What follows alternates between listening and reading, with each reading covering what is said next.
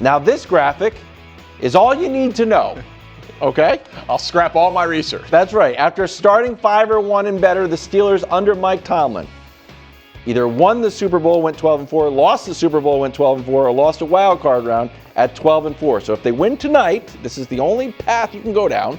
They will be 5-1, which means they will go 12-4 and then have a 2/3 chance of at least going to the Super Bowl. How does this, real quick, before Danny answers, how does it impact that they literally can't finish 12-4? 17-game season. 12-4-1, but go ahead. Sorry. How seriously should we take the Steelers with a win? Yeah, I'm just going to take this and tear it up. You can put your graphic right back up on the screen. I think we should take them serious, and it's partly because of the Steelers, and it's partly because everything else in the AFC, and in particular their division, has crumbled around them. Like, I had the Steelers as a playoff team before the year, and all that's happened since is Joe Burrow has gotten hurt, the Ravens have fallen apart, and Aaron Rodgers has stayed healthy. Like, the first 2 weeks, it looked really bad. He took 7 sacks in those first 2 games, and I was like, oh, Aaron Rodgers is not going to survive the year. And now, time to throw, he is the fastest in the NFL. And it doesn't look pretty. So do you think that's a good sign? I think it's a good sign for him staying healthy. Okay. I don't think it allows you to have a top 10 offense in the NFL, but what I said before the year was they didn't need him to be a top 10 offense in the NFL. The whole point was if they could have a winning record with Russell Wilson and Justin Fields, Aaron Rodgers can be better than that, and they spend more money on the defensive side of the ball than any team in the league. And I think we all agree week 1 is weird. Like, it can lead to weird results. Wild certainly does. Yeah, some things are very indicative of how the season will go, like the Raiders beating the Patriots. Other than that, week 1 can be weird. But you said, you mentioned it earlier, that Jets game was just weird. Like, Rodgers threw for 4 touchdowns, but their defense gave up 32 points to the Jets. So if we remove week 1, Wilds loves this. The Pats game was weird too, though. They've had a lot of weird ones, but I'm saying defensively. Defensively specific, because they spend more money on the defensive side of the ball than anyone. The defense gotten it together. If you remove week 1 against the Jets, they've got more takeaways than touchdowns allowed. And they're allowing less than 20 a game. Aaron Rodgers, with that defense, healthy, absolutely in this AFC has them as a contender. So that's no question. Contender to win the AFC? To win a playoff game, and then who knows? Absolutely, a home playoff game where they could end up playing the Chargers or the Broncos. Everybody loves the Chargers. I do love the Chargers. My point is the AFC and the NFL is flawed. I agree with that sentiment that there is no great team except for the team that makes Super Bowl every year that happens to be in their conference. But let's just assume for a moment, let's just say the Chiefs are removed. For whatever reason. The Mahomes retires. Yeah. The Chiefs are removed. Wow. I still would not consider the Steelers contenders. My buckets of contenders, no matter what happens tonight, would be Kansas City here, but take them out. If Kansas City's out, Buffalo is by themselves. In my opinion, atop the AFC as far as contenders. The next bucket that I would have the Colts, the Patriots, and the Chargers, and not the Steelers. Then I would almost carve out a little, maybe Baltimore. Just because if they were to get in, they would be scary because it would mean they have fixed some defense and they're red hot. And then I would have Pittsburgh alongside my beloved Jags and the Broncos as flawed teams with good defenses, that I would put them there. And here is my concern about Pittsburgh that I'm a little surprised you don't share, because I know in stuff like this, we very often see it somewhat similarly. The way their defense is making plays doesn't feel sustainable. They're giving up, and I don't know if we can show their ranks or not, Christina, but their yardage ranks, and this does include week 1, right? But they are a bottom 8 defense in yards allowed, I think yards per play, and they are making all their money on big plays, the havoc plays. There it is. Takeaways, sacks, stopping teams in the red zone. And it's similar to what they're doing on offense. On offense, they're not really moving the ball that well, but they're not turning it over. They're crushing in the plus minus. They're crushing in the sack differential. They're avoiding the negative plays. Even if I believe Rodgers can continue to be careful with the ball and they can protect him, do I actually think they are going to force this level of turnovers and create this level of sacks moving forward? I don't know that I do. Well, I do normally agree with you, but their defense, in terms of the personnel, is awesome. TJ Watt's awesome. And if you take out the first couple, like Seattle put 31 on them, lately they've played a lot better defensively. I'll give you that. Look, it's too early for me to say they're a top-tier AFC contender. They can show me that at some point, and it'll be right after this game. Because then you got Green Bay, you got Indy, you got the Chargers, then they still have Buffalo, and then Detroit, and the Ravens twice. So they will have their and I'm not saying they have to win all those games, but let's see how they play against somebody like that. Because they ran into a team you think is top 5 in the league in Seattle and lost by 2 touchdowns. So let's see what they can do. Cincinnati, they should win this game. I get it. It's a conference game. Division game. Flacco could, do something special. He's got the weapons. I expect him to win tonight. But what will really tell me if they are on the level you say they are is what they do over these next few weeks. Yeah, and listen, I had them just outside the top 10 on Top 10 Tuesday, but to me, what you just said is they're going to have the opportunity, and we all said it before the year when we looked at the schedule. If they stack their wins early, That's true. Stack their wins early, and then we're going to get the test. Yeah. We're going to get the test to see if it actually is there, but an 11-win season for Pittsburgh, winning the division, that would be hosting a great home year. Playoff game. That feels very on the board based on how this has gone so far. I think that I agree with that. I also think people will get themselves in a little bit of trouble if you look at the Steelers' strength of schedule remaining, it actually ranks as one of the easier ones because they have Baltimore. 2 games against 1-5 Baltimore. That is not indicative because I know Baltimore's defense has been terrible all year except 1 game. But when Lamar Jackson's there, they're not a 1-win team. No, they will be tested. I think they are one of the I think maybe the most flawed of the 1-loss teams. And I think you could see it tonight. I wouldn't be surprised at all if Cincinnati wins tonight. I like Pittsburgh, but this guy's picked both sides of this game twice. Wow. And a tie. Covering all the bases. Saints in Chicago Sunday at 1 on Fox. Caleb looking to build on the Bears winning streak. All right, Danny, do you need to see a monster game from Caleb Williams? Yeah, it's about that time. Oh. About that time. And I think he's been right there on the cusp. He's had really nice moments. He's finished strong in the Raiders game, finished strong against Washington, obviously the monster game against Dallas, but well, we don't count that. We've decided. We've decided that monster games against the Cowboys, they don't really count. So sorry. Fair enough. But I think that the running game looking good against Washington when it was not expected to, improving the running game out of the bye will help him. That was a key of Ben Johnson's offense going back to Detroit. And then it just sets up for the Saints defense is awful against the pass specifically. They've been a little frisky and Rattler is good, but defensively, everyone kind of eats on them. Yeah. And so I would expect this to be a game plan where Caleb Williams is going to throw the ball. And I do like this stat, and it does feed into my belief in Caleb Williams, he doesn't turn it over and he really plays well at home. Best touchdown to interception ratio since the start of last year. Wow. I mean, that's good company for Caleb Williams. Honestly, I got to tell you. Go ahead. It's too good of company. That's right. I would never. That is such good company. It's not cooking the books. It's 8-to-1 touchdown interception ratio. It's a very straightforward. There's no extra qualifiers, but it's such good company. It feels like it's self-defeating. Yes. It's like a lot of the. I'm just telling you, it feels to me in the same vein as some of Wild's Nick Sirianni graphics. It's my Drake May. Yeah, or Randall Cunningham. Drake May. Yeah, Michael Vick. It's true, but so while I didn't love that graphic, that's fine. I agree with Danny, and I also, not that this matters huge, but it's noteworthy to me. They're on a 3-game winning streak. He's been on a 3-game winning streak once.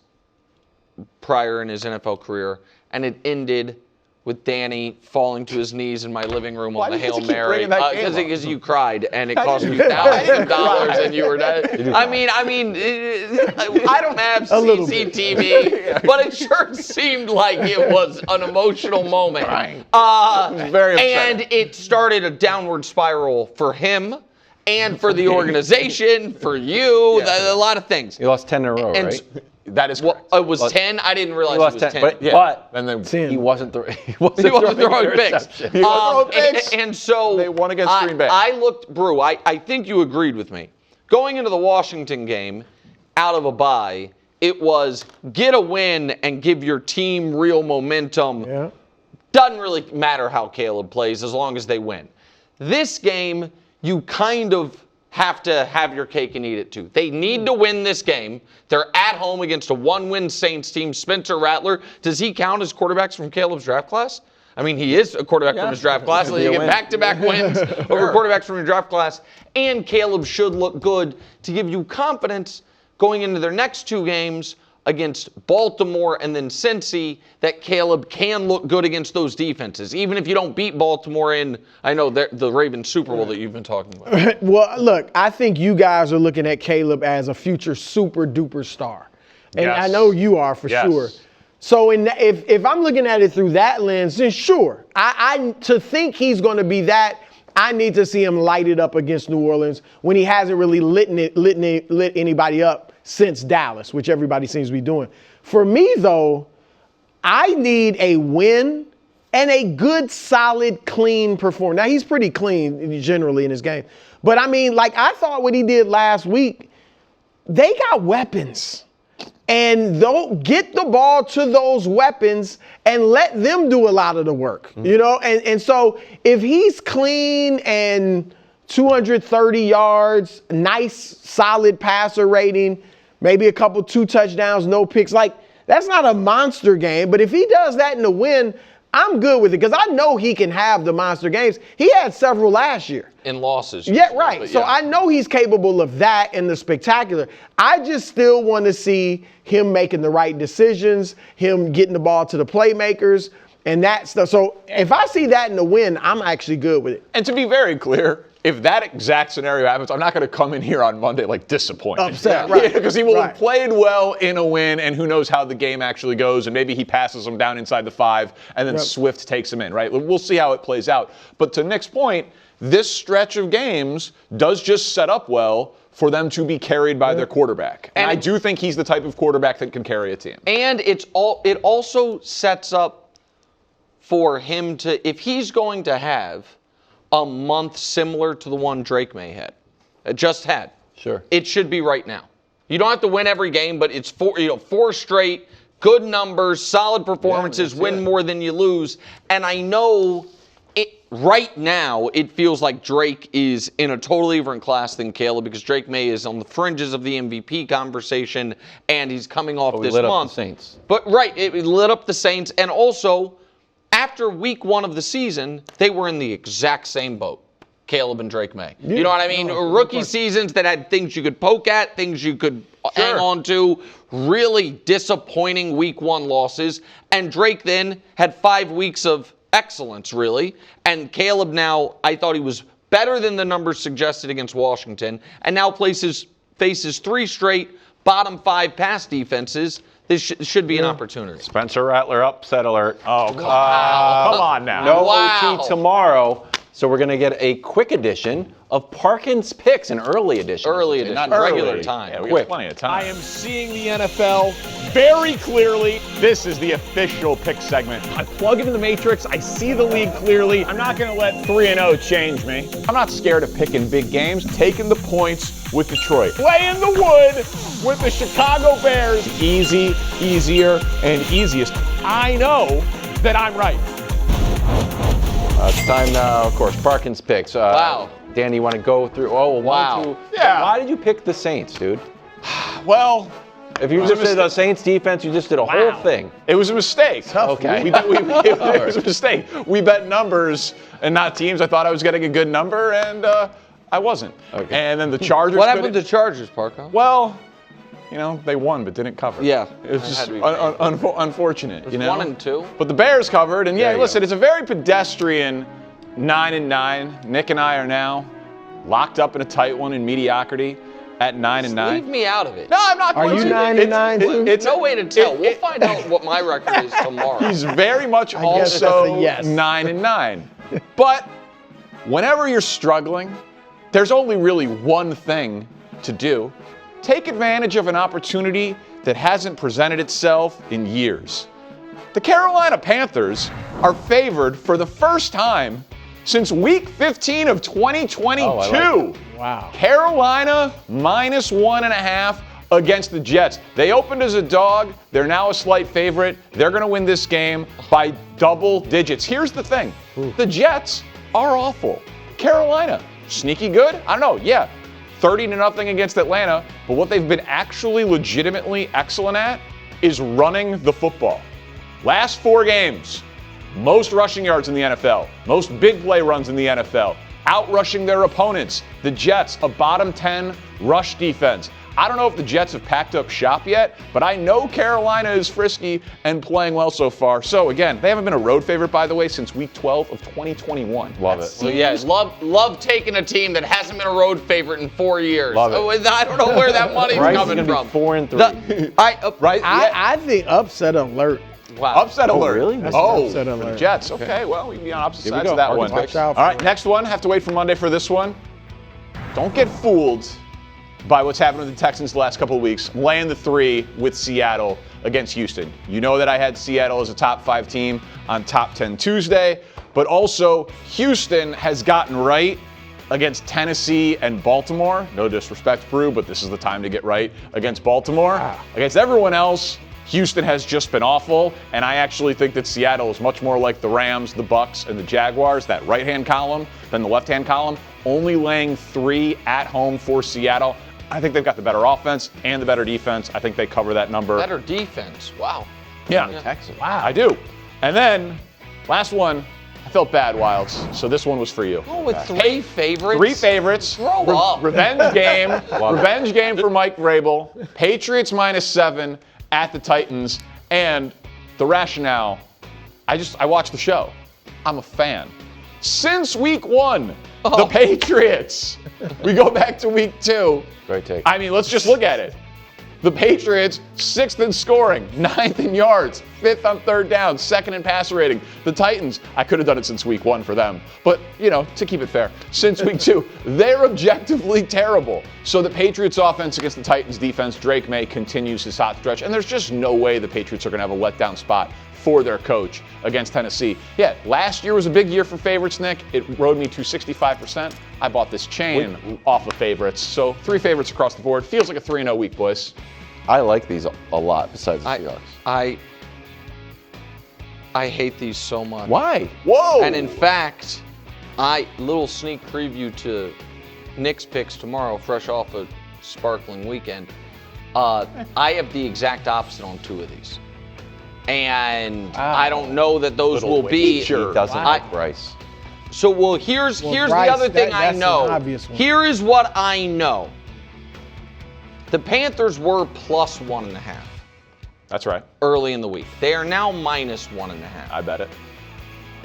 Getting the 3 points of the wrong number, I don't know how, but I know Panthers-Jets is going to be a 1-point win for somebody, and you're going to lose because you were on the wrong side of it. And I also know that I don't care at all about any Titan stats that were BCE, Brian Callahan era. Throw those in the garbage. This is a dead cat bounce situation? Of course it is. They're the worst team in football. Well, I'm betting against the Jets and the Titans. Right. That feels safe. Yeah, it feels like the squarest thing imaginable. Oh, how could we lose? We're betting against the 2 worst teams in football. Don't get bullied. I'm not going to. Picks. He's not Brian Branch. He's not going to say he got bullied, but I'm telling you, I don't like those at all. What was your takeaway from that result with the Blue Jays' dominance? Well, my biggest takeaway is that their manager, John Schneider, asked for more uppercuts and less body blows before the game with the way that he did the lineup yesterday, and he got it. What does that mean effectively? So if you are watching the games, a lot of times you'll hear from, like it's Smoltz calling the games. Yeah. He talks about the lack of strikeouts the Blue Jays have. And he says it in a good way, as it is. Like striking out less, you put the ball in play more. But there's a lot of argument of maybe we should be okay with some more strikeouts and take some more shots. Bigger swings would lead to more home runs. You get to an advantage count, be okay with swinging and missing or fouling the ball off because you're trying to do damage. So they did that last night. 15 hits, 5 homers. It's hard to do. Also hard to replicate on the next night. So this sounds like cliche analysis by me, I will admit. Okay. Can't wait. But I often feel like in whether it be baseball or certainly NBA series, where team down 2-0 wins game 3, that then all of a sudden the winner of the series is going to be whoever wins game 4. Where obviously if a team goes up 3-1, they're at a huge edge. That's why it's kind of square analysis. But the other side of it is being up 2-0 to all of a sudden it's a brand new series feels like it is so demoralizing. Do you agree with me that whomever wins tonight is infirm, like that even if the Blue Jays win and even if it's tied, that they can still be in firm control of the series? I do. It's just like if the Mariners win tonight, I think series is over. I feel like the series would be over. I look at it kind of like an at-bat. If you get to a 3-1 count versus a 2-2 count, it changes everything. If the Blue Jays win tonight, they guarantee that they go back home. Yep. That's huge. But if they lose tonight, then they go into tomorrow, they'll go back home to pack if they lose. But wondering, like, all right, this now becomes a grind to make this happen. So I think this is the swing game of the series. So is that like a momentum thing? Or just confidence? Yeah, I would say more confidence. I don't necessarily believe in momentum carrying on day after day. I don't necessarily buy into it. It's something I argue with our media at home all the time. Annie Rogers, if she's watching, we talk about it all the time. But it's a confidence factor of, all right, the Mariners now know they can beat the Blue Jays 2 in a row. The Blue Jays don't know that yet, that they can beat the Mariners 2 in a row. So that'd be a big one for them. So to go back to the idea of like jabs versus power swings, how does that, like, your sensibilities as a hitter?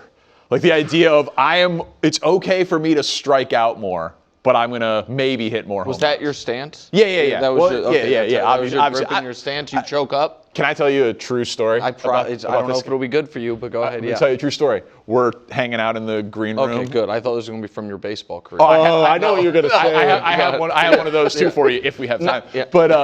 No. So me and Vin are watching the first hour of the show, and we're talking about the NFL topics that you and Wilds and Brewer are doing. And he looks at me and he goes, "Did you play football?" Oh, that's great. That was nice of you. I think it's the nicest thing I've ever done. Yeah, that was nice of you. It was really kind. But all right, I interrupted. Sorry, you were asking. I was just curious, something important. As a hitter, like, does it offend your baseball sensibilities to be like strikeouts are okay in the pursuit of power? A little bit. It's a tough line, but I'm also the type of hitter that if I swing and miss, it freaks me out a little bit because I feel like it's what I do the best. So for me, if I swing and miss, it's like, why did that just happen? So then I don't know if it necessarily helps me create more power by doing that. But it's one of those things that if you just look at the raw data, home runs are automatic runs. Home runs are good. On that note, real quick, because I know we're supposed to move on, but it feels silly if we don't ask him in either of these times we've had you out here about Cal. We talked about this a bit yesterday. They are despite losing yesterday, in control here.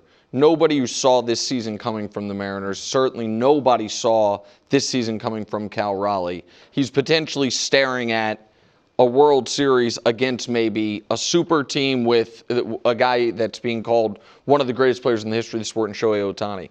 Can you put into perspective what Cal Raleigh has done this year and how almost incomprehensible it is at his position, no less? I don't think you can put it into perspective. It's just ridiculous. Now, I've had the pleasure, really, I've came up playing against Cal, so like on the backfields at spring training and instructional fall league, I've seen this dude do some things like hitting homers from both sides of the plate in the same game.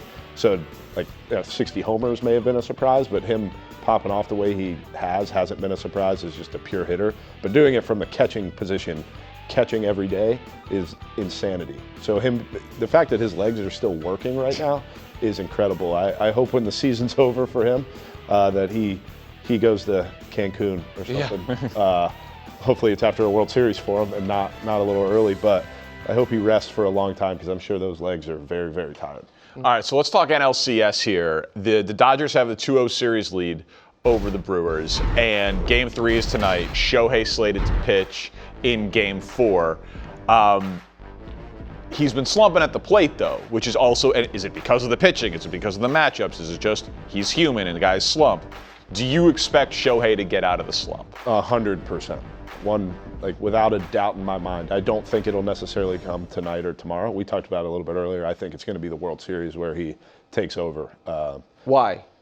Well, depending on how the series goes, he'll have a little bit of time off. I saw yesterday he hit on the field for the first time all season, so they made a big deal about it, which I think is funny. But I think that goes back into what we were talking about yesterday. I think guys are joking with him more than anything. I just think matchup-wise, he matches up with Toronto and Seattle so much better than the Brewers and Philly. So I think the World Series will be fun for him at the plate. That's because of all the lefties. Yeah, because of all the lefties. He's facing another one to start the game tonight in Aaron Ashby. He'll probably face Koenig and Gasser later on in the game. So he's just it's one of those things. It's confidence, right? His confidence might be a little shook right now, but he'll have time to get it back. But you had a pretty big prediction, like if Shohei makes the World Series. I think he'll win the MVP of the World Series. Win World Series. And here's something we haven't seen the Dodgers with Shohei fully functional in the playoffs. Like the last year, Shohei also, he was hurt and, was scuttling a bit in the postseason. It didn't matter because for the World Series, Freddie Freeman was like, I'll just be a better version of Shohei Ohtani and was the hottest hitter alive.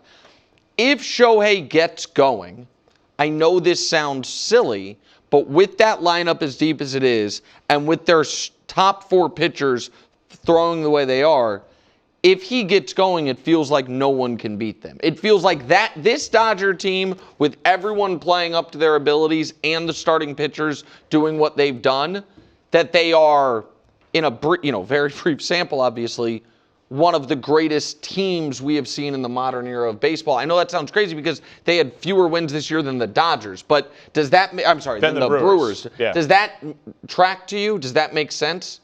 Yeah, well, they're paying for it. Yeah. So I think as a player, you look and you're like, well, that's what you're paying these guys for, is to perform in this moment. So, yeah, if he gets going, they get even scarier, and they're up 2-0 in the NLCS.